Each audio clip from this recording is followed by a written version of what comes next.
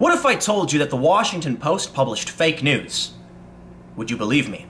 Not every article they publish is fake news. I've caught them in a couple instances where they've published literal fake news. One of these instances, they actually had a guy make things up. Just literally made stuff up and published it.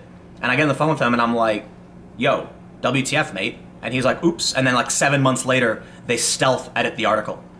There is a common practice in news organizations, and I think this fact is mind-blowing to people on the internet. They don't know this.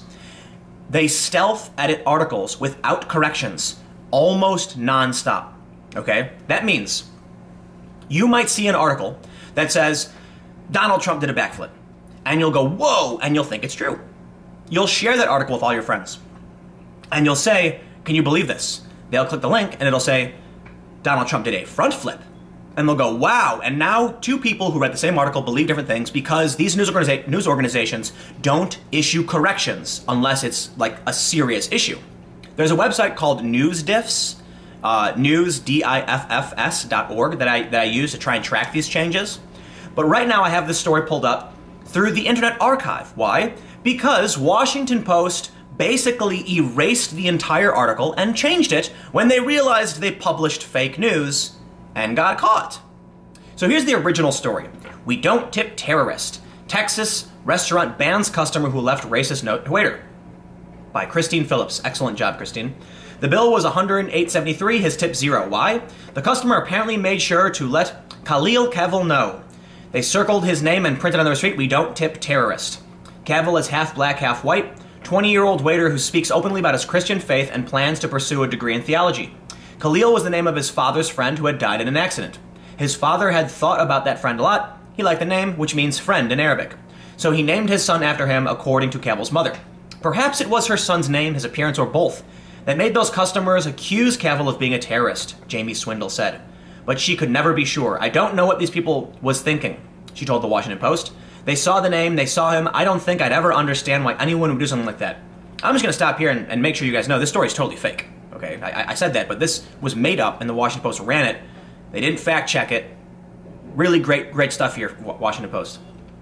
Cavill, a waiter from Odessa, Texas, said the note he received Saturday night from one of his tables left him speechless and sick to my stomach. The next day, he posted an image of the note on Facebook, where it has since been shared 19,000 times and garnered nearly 8,000 comments.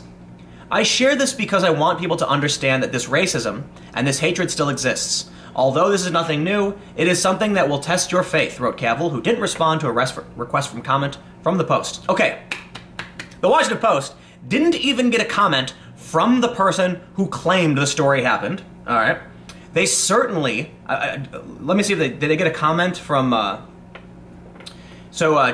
Terry Turney, Chief Operating Officer of Saltgrass Steakhouse, where Cavill works, said the customer is now banned from the restaurant. We stand by and support our employee. Could you imagine being an innocent customer who did nothing wrong, and then they accuse you of this BS and ban you?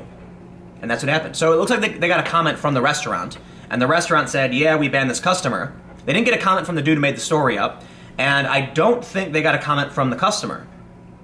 Let's see, some supporters have since found ways to send Cavill money. Wow. In a follow-up Facebook Wednesday, he thanked those who sent him the money. I want to make it very clear that this was never about the tip nor the money. It was about shedding a light on racism and sharing the love of Jesus. It was about igniting conversations because I believe real change happens when we start talking about the issue and acknowledging it's here.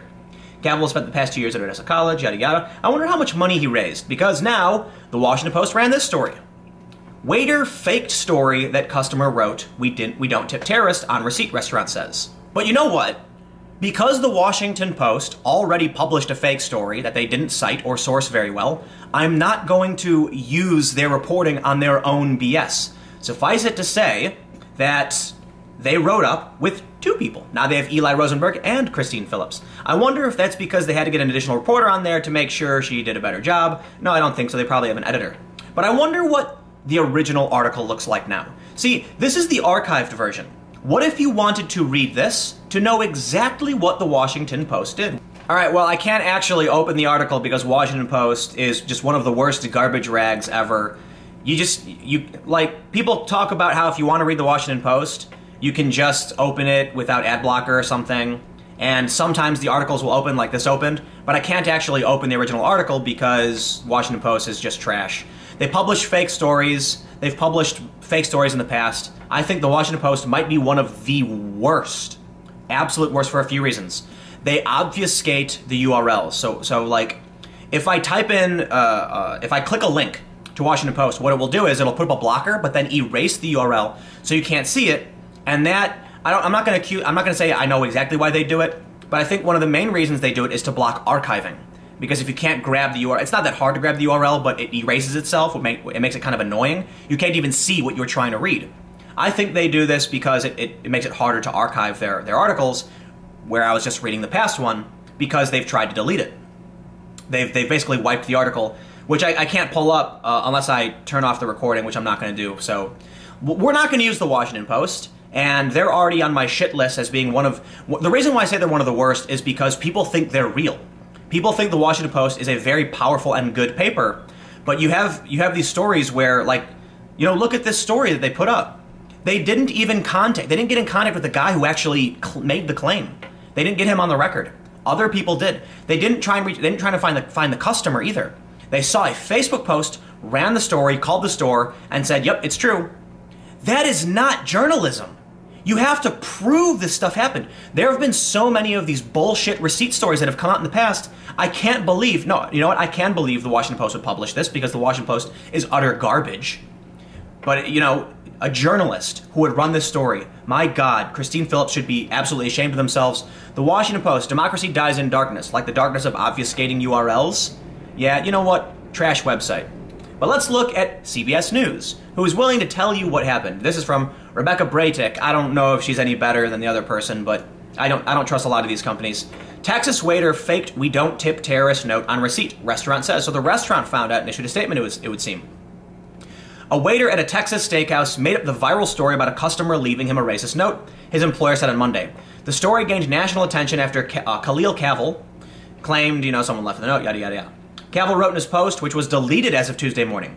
"I share this because I want people to understand that racism and all its hatred still exists." Right, we went through that.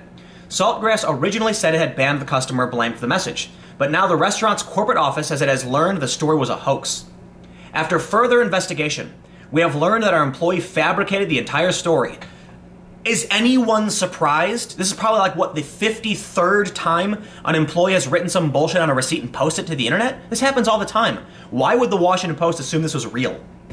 Terry Turner, COO of Salt Gray Steakhouse, told the Odessa American in a statement, "The customer has been contacted and invited back to our restaurant to dine with us. Racism of any form is intolerable, and we will always act swiftly should it occur in any of our establishments. Falsely accusing someone of racism is equally disturbing," Turney said. Cavill also admitted to newspaper that he wrote the "we don't tip terrorists" note himself. "I did write it," Cavill told the Odessa American. "I don't have an explanation. I made a mistake. There is no excuse for what I did." After sharing his post on Facebook, Cavill had received monetary donations, which he told the newspaper is now being returned. Yes, because that is fraud. So here's the story as reported by the Odessa American. And I'm just trying to, I didn't read through this, but he said, it looks like, he said he did not know the customer who he accused of racism, who he did not identify publicly, but the restaurant, which had initially backed Cavill, had announced banning the customer before the hoax was revealed. "I'm sorry. I deeply made a huge, big mistake. I'm in the process of getting the help that I need." Wow. And they talk about after further investigation. So the Washington Post ran this follow-up, and, you know, basically, again, quoting the Odessa American or whatever. Let's see if they actually got a statement from any of these people. No, it looks like they're just said in a statement. It looks like the Washington Post doesn't do any work. It looks like they're not actually in the newsroom making phone calls. Cavill's post was shared thousands of times, generating 8,000 comments. Drew coverage in USA Today, CBS, and the Washington Post. Yeah, so I'll add this too. It's probably, you know, the Washington Post isn't the only one who reported on it, but it should be, yeah. Well, and I'll say this too. I did use CBS News as a source to shame on all of these news organizations, because here's what they should do. You hear a story about a receipt, you should probably ignore it, because who cares? Or better yet, if everyone already thinks it's true and it's getting 20,000 shares on Facebook, maybe you should make an attempt to try and debunk it. Let's see what this dude said in the interview. Found on the receipt left behind by customers. Khalil Kavil had been serving them Saturday night. My stomach just dropped, and I didn't know what to say, didn't know what to think in the moment, but of course there's hurt there. And he doesn't even have a Middle Eastern background. My dad was in the military, and but you know, I rag on Washington Post, but let me just say this. All of these outlets, USA Today, CBS, and Washington Post, how did they not do any work to verify the story was true? That's mind-blowing. Absolutely mind-blowing. You want to know why I'm not going to make a video about a receipt post on Facebook? Because you've got to contact the customer, you got to track them down, ask them why they did it. You need a comment from the accused. And the person is probably lying because we've seen so many of these stores being fake. But this is news today. Congratulations, this is what we got. You know what? I use these sites as sources in so many articles, and this is, you know, it's the Gell-Mann amnesia effect. We see a story we know is total BS, and then we keep using the publication because we assume it's true. But you know what? CBS screwed up, USA Today screwed up, the Washington Post screwed up, but I still think the Washington Post is absolutely one of the worst pieces of garbage ever. Absolutely.